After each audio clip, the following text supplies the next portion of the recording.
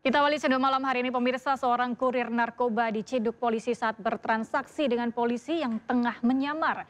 Dari pelaku petugas berhasil mengamankan 110 butir pil ekstasi yang disembunyikan di dalam tas pinggang.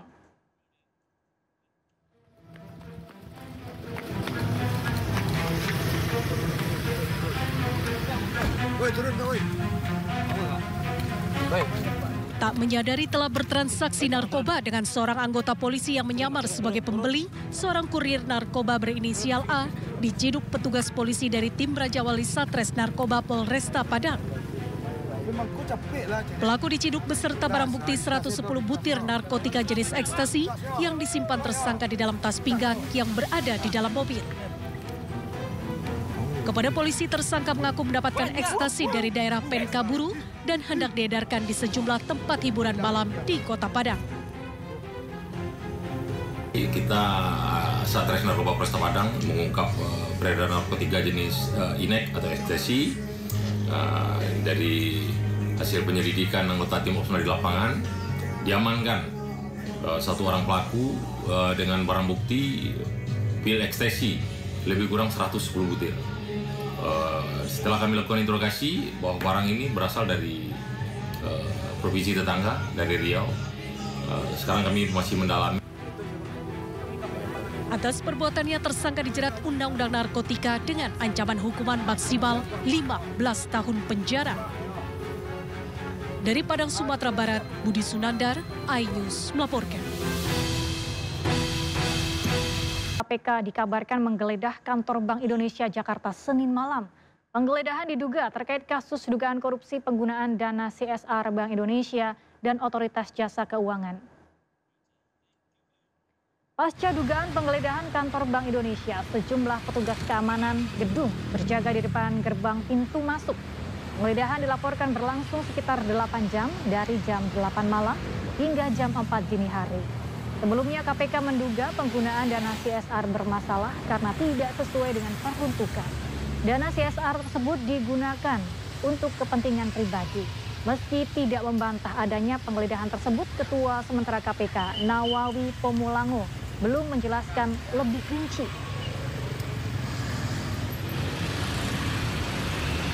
Semalam itu ada ya Pak, dan sudah selesai penggeledahan? Saya belum diupdate sama Direktur Penyidikan. Oh, gitu Pak. Oke ya? Sebentar ada. Oke, Pak Nawawi. Makasih ya Pak. Gabung sama-sama di situ, ya Pak. Makasih Pak. Bisa disiapin apa yang ditanyain pas. Ya? Makasih Oke, Pak. lagi.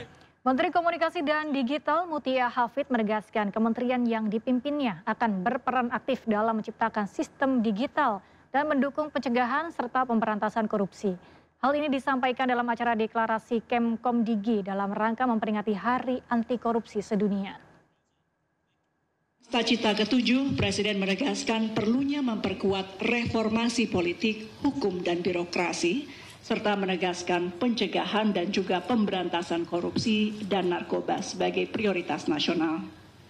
Dalam pidato pelantikan pertamanya, Bapak Presiden menegaskan pesan penting bahwa kita harus berani menghadapi dan memberantas korupsi dengan perbaikan sistem, dengan penegakan hukum yang tegas, dengan digitalisasi. Sampai terakhir kemarin ketika di istana pun beliau menyampaikan pentingnya digitalisasi dalam rangka mencegah korupsi. Sebagai bagian dari pemerintah, Kementerian Komunikasi dan Digital tentu memegang peran sentral dalam membangun sistem digital yang mendukung pencegahan korupsi. Transformasi digital bukan hanya alat modernisasi, tapi juga senjata yang ampuh dalam memberantas korupsi.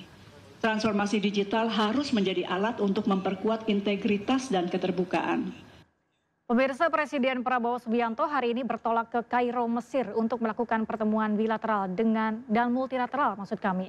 Selain itu, kunjungan Presiden kali ini juga untuk menghadiri KTT D8.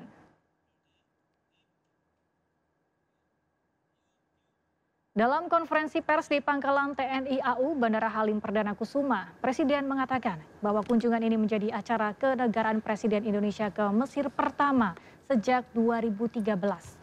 Lebih lanjut, Presiden menyebutkan bahwa Mesir adalah sahabat dekat sekaligus mitra strategis bagi Indonesia. Selain itu, kunjungan Presiden kali ini juga untuk menghadiri KTT D8, yakni Organisasi Kerjasama Ekonomi dan Pembangunan antara 8 negara berkembang yang didirikan pada 1997 lalu.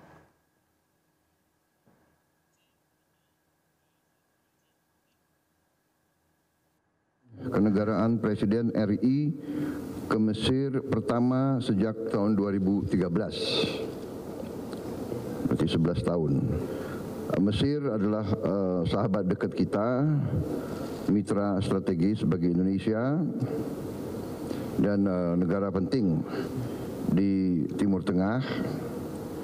Saya akan melakukan pertemuan bilateral dengan Presiden Mesir, Abdul Fattah El-Sisi. Selanjutnya saya akan menghadiri KTT D8. D8 adalah Organisasi Kerjasama Ekonomi dan Pembangunan antara 8 negara berkembang yang didirikan tahun 97, yang terdiri dari negara Bangladesh, Mesir, Indonesia, Iran, Malaysia, Nigeria, Turki, dan Pakistan. Presiden RI Gibran Rakabuming Raka menyatakan dirinya menghormati dan menghargai keputusan PDI Perjuangan yang secara resmi memecat dirinya. Sementara itu, Bobi Nasution enggan memberikan komentar terkait hal ini.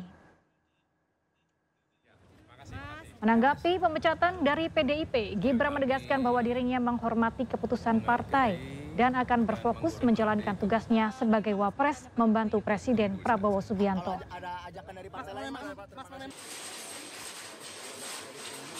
Sementara itu, Cagup terpilih Sumatera Utara Bobi Nasution enggan berkomentar terkait pemecatannya sebagai kader PDI Perjuangan.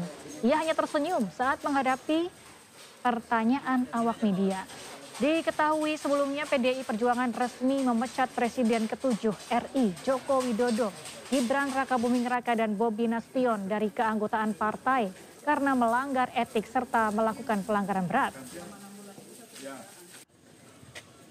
Ya, kami menghargai dan menghormati keputusan partai.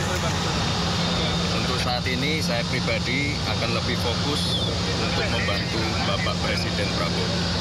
Ya, tapi nanti akan bergabung ke partai lain nggak, Mas? Ada rencana untuk gabung ke partai lain nggak, Mas, untuk saat ini? Tunggu saja. Kan Golkar terbuka nih, Mas, untuk menerima Mas Gibran dan Pak Jokowi juga. Tunggu saja. Kalau ada ajakan dari partai lain, Mas? Sebelumnya, Partai Demokrasi Indonesia Perjuangan mengumumkan secara resmi pemecatan Joko Widodo, Gibran Rakabuming Raka, serta Bobi Nasution dari keanggotaan partai.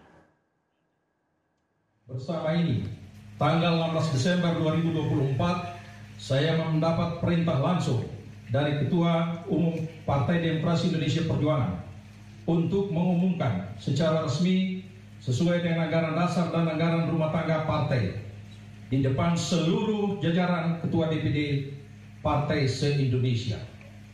DPP Partai akan mengumumkan surat keputusan pemecatan terhadap Saudara Joko Widodo, Saudara Gibran Rakabuming Raka, dan Saudara Bobi Nasution, serta 27 anggota lain yang kena pemecatan. Adapun surat SK saya baca sebagai berikut. 1. Surat keputusan nomor 1649 /KPTS /DPP /12/2024 tentang pemecatan Joko Widodo dari keanggotaan Partai Demokrasi Indonesia Perjuangan. Dewan Pimpinan Pusat Partai Demokrasi Indonesia Perjuangan menimbang dan seterusnya, mengingat dan seterusnya, memperhatikan, memutuskan, 1. Menetapkan, 1. Memberi sanksi organisasi berupa pemecatan kepada Joko Widodo dari keanggotaan Partai Demokrasi Indonesia Perjuangan. 2. Melarang saudara tersebut di atas pada diktum 1 di atas untuk tidak melakukan kegiatan dan menduduki jabatan apapun yang mengatasnamakan Partai Demokrasi Indonesia Perjuangan. 3. Terhitung setelah dikeluarkannya surat pemecatan ini, maka DPP PDI Perjuangan tidak ada hubungan dan tidak bertanggung jawab atas segala sesuatu yang dilakukan oleh saudara Joko Widodo. 4. DPP PDI Perjuangan akan mempertanggungjawabkan surat keputusan ini pada Kongres yang akan datang. 5. Surat keputusan ini berlaku sejak tanggal ditetapkan, dan apabila di kemudian hari terdapat kekeliruan akan ditinjau kembali dan dilakukan perbaikan sebagaimana mestinya. Surat keputusan nomor 16/KPTS/DPP/12 2024 tentang pemecatan Gibran Rakabuming Raka dari keanggotaan Partai Demokrasi Indonesia Perjuangan. Memutuskan menetapkan 1. Memberi sanksi organisasi berupa. Presiden ke-7 Republik Indonesia Joko Widodo juga sempat menanggapi pernyataan Sekjen PDIP Hasto Kristianto yang menyebut Jokowi dan keluarga bukan kader Partai Banteng meski masih memiliki KTA. Menurut Jokowi, berarti partainya perorangan. Berarti partainya perorangan. Artinya ada, berarti Pak Jokowi tidak terafiliasi dalam partai sekarang ya? Ya, partainya jadi perorangan. Maksudnya gimana Pak? Tapi Pak, masih ingin seperti ini ya Pak? Ya udah itu. Atau ada, kalau ke depan ada rencana untuk bergabung sama partai lain ya? Seperti ada rumor untuk Golkar. Partai perorangan. Ada tawaran dari partai lain Pak mungkin Pak? Ada tawaran partai lain mungkin Pak? Partai perorangan. Pemerintah resmi menetapkan kenaikan tarif pajak pertambahan nilai PPN khusus barang mewah menjadi 12% mulai berlaku 1 Januari 2025. Namun untuk barang kebutuhan pokok masyarakat tidak dikenakan PPN.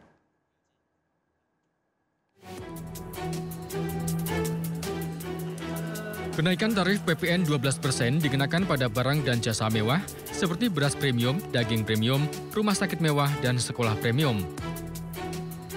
Sedangkan untuk barang dan jasa yang bersifat strategis seperti barang kebutuhan pokok dan barang penting, pemerintah tetap melanjutkan pemberian fasilitas bebas dari pengenaan PPN. Barang kebutuhan pokok yang tidak dikenakan PPN tersebut meliputi beras, daging ayam ras, daging sapi, beberapa jenis ikan, telur ayam ras, cabai, bawang merah, dan gula pasir. Sedangkan untuk tepung terigu, minyak kita, dan gula industri menjadi barang pokok yang diberikan fasilitas berupa PPN ditanggung pemerintah DTP 1%, sehingga tarif PPN tetap dikenakan 11%. Sesuai dengan amarah Undang-Undang tentang Harmoni Peraturan Perpajakan, ini sesuai dengan jadwal yang telah ditentukan, tarif PPN tahun depan akan naik sebesar 12% per 1 Januari. Namun, barang-barang yang dibutuhkan oleh masyarakat, ini PPN-nya diberikan fasilitas atau 0%. Meskipun kita menerapkan PPN 12% secara selektif, karena banyak sekali barang jasa yang bahkan tidak bayar PPN, kami memberikan insentif perpajakan itu dalam magnitude yang sangat besar. Seiring kenaikan PPN 12%, pemerintah memberikan sejumlah paket stimulus ekonomi untuk kesejahteraan, di antaranya sektor rumah tangga, pekerja, UMKM, industri padat karya, perumahan, listrik, hingga penggunaan mobil listrik dan hybrid. Dari Jakarta, Esra Ambarita, Damar Wicaksono, iNews melaporkan.